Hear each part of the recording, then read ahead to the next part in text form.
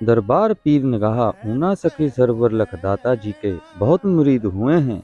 उनमें से एक हिमाचल प्रदेश जिला ऊना शैली गांव के निगाहिया जी, जो कि कोढ़ रोग से पीड़ित थे। कोढ़ रोगी होने के कारण परिवार वाले निगाहिया जी से नफरत करने लगे कि कहीं ये रोग बाकी परिवार को ना हो जाए। इसीलिए उनका रहना खाना पीना सब कुछ परिवार वालों ने अलग कर दिया था और निगाहिया जी इस बात से बहुत दुखी थे। ऐसे ही एक दिन उन्होंने सोचा कि अगर मैं यहाँ से कहीं चला जाऊँ तो अवश्य मेरे परिवार वाले चिंता मुक्त हो जाएंगे। और ये सोचकर निगाहिया जी घर से निकल पड़े और कुछ ही दूरी पर उन्होंने देखा कि रास्ते में उन्हें कुछ लोग मिले जो नाचते गाते ढोल बजाते हुए जा रहे थे। और निगाहिया जी ने उनसे पूछा कि भाई आप कहाँ जा रहे हो? तो उन्होंने कहा कि हम अपने पीर सखी सरवर लखदाता जी के दरबार पीर निगाहे जो अब पाकिस्तान में था जा रहे हैं, जो सबकी मनोकामना पूरी करते हैं। निगाहिया जी ने उन्हें कुछ पैसे देकर कहा, मेहरबानी करके मेरी ये भेंट पीर व लखदाता जी के दरबार में चढ़ा देना और मैं कोढ़ रोग से मुक्त हो जाऊं, ऐसी फरियाद मेरी तरफ से जरूर कर देना।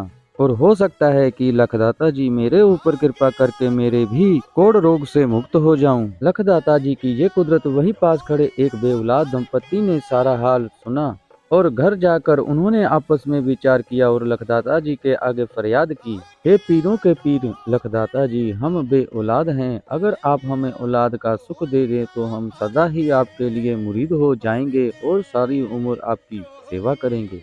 और दूसरी तरफ कोढ़ रोगी निगाहिया लखदाता जी का ध्यान करने लगे।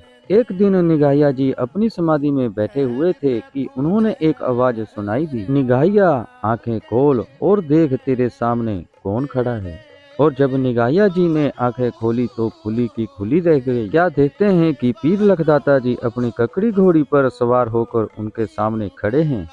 और लखदाता जी ने कहा कि निगाहिया तेरी सच्ची सेवा और प्यार से हम बहुत खुश हुए हैं और तुम हमारे बड़े पीर निगाहे नहीं आ सकता था, इसीलिए तुझे दर्शन देने के लिए हम यहाँ चले आए। और निगाहिया लखदाता जी को बस निहारे जा रहा था और फिर बेनती की और कहा, हे पीरों के पीर मेरे लखदाता जी, मेरी सच्ची सरकार जी, आपका लख लख शुक्राना करता हूँ कि आप मुझ जैसे पापी और कोढ़ी रोगी को दर्शन देने यहाँ चले आए हैं। ये कहते निगाहिया जी की आंखें भर आई। तब लखदाता जी ने वचन दिया कि हे निगाहिया घबराओ नहीं, ये सब तुम्हारे बुरे कर्मों का फल है और जिसकी सजा तुम भुगत रहे हो। तुम बहुत नेक इंसान और मेरे मुरीद थे, इसलिए खुदा ने तुम्हें दुनिया की हर खुशी दी, लेकिन तू मुंह माया के जाल में फंसकर खुदा को ही भूल गया। बस यही तेरी गलती है जिसकी तू सजा भुगत रहा है। लेकिन अब तुम घबराओ नहीं कि तुम फिर से अपने असली मार्ग पर आ गए हो और सब कुछ ठीक हो जाएगा। लखदाता जी ने निगाहिया जी को हुक्म देते हुए वचन किया,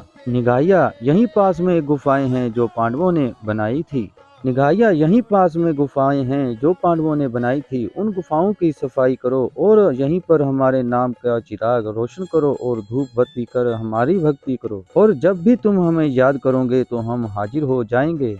यही वचन कहकर लखदाता जी अलोप हो गए। लखदाता जी का हुक्म मानकर निगाहिया जी ने गुफा की साफ सफाई की और अपने पीर लखदाता जी की सेवा में जुट गया। समय बीतता गया। एक दिन निगाहिया जी का मन बहुत ही उदास हो गया और उन्होंने अपने पीर लखदाता जी को याद किया और लखदाता जी प्रकट हुए और निगाहिया जी को उदास देखकर कहा, निगाहिया तू इस बियाबान जंगल को देखकर उदास ना हो, यहाँ हमारा बहुत ही बड़ा दरबार बनेगा और यहाँ मेले लगा करेंगे। समय आएगा और इस देश का बंटवारा होगा और इस तरफ के हमारे मुरीद यही माथा टेकने सुखना सुखने और पूरी होने पर आया करेंगे। दिल ना छोड़ सेवा कर, यही सेवा करके तुम्हारा कोढ़ रोग समाप्त होगा। और इतना कहकर लखदाता जी अलोप हो गए। और दूसरी तरफ बेऔलाद दंपति की फरियाद कबूल हुई और समय आने पर उनके घर एक बहुत ही सुंदर से बेटे का जन्म हुआ और दंपति बेटा पाकर बहुत ही खुश हुआ। थोड़े समय बाद दंपति लखदाता जी का शुक्राना करने के लिए उनके बड़े पीर निगाहे जाने के लिए तैयारी करने लगा। इधर लखदाता जी ने निगाहिया जी को दर्शन देकर कहा कि पास के गांव में हमारे मुरीद हैं और उनके घर में कोई औलाद नहीं थी। हमने उन्हें बेटे का सुख दिया और वह अब तुम्हारे बड़े पीर निगाहे जाने के लिए तैयारी कर रहा है। तुम उनके घर जाओ और उन्हें समझाओ कि वो सुखना का सारा सामान यही गुफा में लेकर आएं और यही चढ़ाने की झुकना हम यहीं से कबूल करेंगे। पीर जी के कहने पर निगाहिया जी उस दंपत्ति के घर गए और लखदाता जी का ये हुक्म सुना दिया, लेकिन उस दंपत्ति ने निगाहिया जी को बात को नहीं माना और उल्टा उन्हें कोहड़ी कहकर बुलाया और उनको बहुत बुरा भला कहकर अपने घर से निकाल दिया। निगाहिया जी बहुत ही दुखी मन से वापिस गुफा पर आ गए और रोते रोते हुए लखदाता जी को याद करते रहे। और तब लखदाता जी प्रकट होते हैं और वचन करते हैं कि निगाहिया, तू अपनी परीक्षा में पास हो गया, अब तेरे सारे दुख दरिद्र कट जाएंगे। तू फिक्र ना कर, जिन लोगों ने तुझे बुरा भला कहा है उन लोगों को सजा जरूर मिलेगी। वो यहीं पर अपनी सुखना देने आएंगे और तुमसे माफी भी मांगेंगे। अब जाओ और सामने तालाब में जाकर नहाओ, तुम्हारा सारा कोढ़ दूर होकर ठीक हो जाएगा और वापिस आकर दरबार की सेवा निभाओ। ये कहकर पीर लखदाता जी अलोप हो गए और निगाहिया जी जैसे ही तालाब से बाहर आकर निकले, उनका सारा शरीर पहले जैसा तंदुरुस्त हो गया।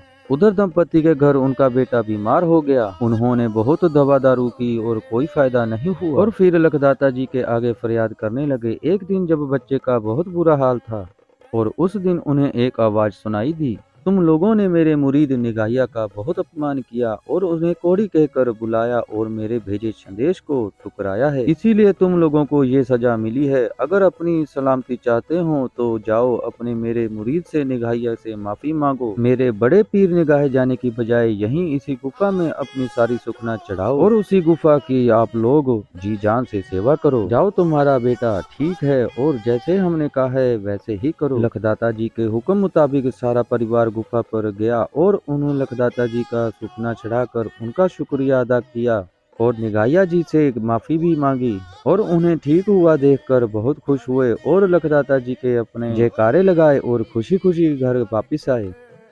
तब से निगाहिया जी यहीं इन्हीं गुफाओं में लखदाता जी की भक्ति की और स्वर्गवास के बाद उनकी समाधि इसी गुफा में बनाई गई, जिसके आप दर्शन करके और माथा टेकने आते हैं। हर वैसाखी के दिन इस समाधि को नहलाया जाता है और इस पर पहली चादर शैली गांव के निगाहिया परिवार की चढ़ती है, दूसरी मंदिर कमेटी की, फिर बाद में बाकी सब चढ़ाते हैं।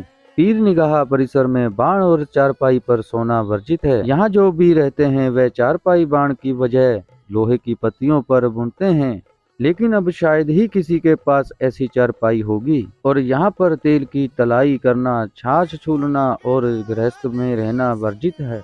अब यहाँ पर बहुत से निर्माण हुआ है जो श्रद्धालुओं के लिए बहुत ही लाभदायक है, जैसे कि ठहरने के लिए पर्याप्त मात्राएं में सराएं, दूसरा सोने के लिए और दरिया कंबल के निःशुल्क दिए जाते हैं और श्रद्धालुओं की सुरक्षा के लिए गार्डों का जगह जगह के प्रबंध किया गया है। और यहाँ पर मंदिर में श्रद्धालुओं के लिए लंगर पानी के विशेष प्रबंध है। तो ये थी पीर निगाहे के कुछ इतिहास के बारे में।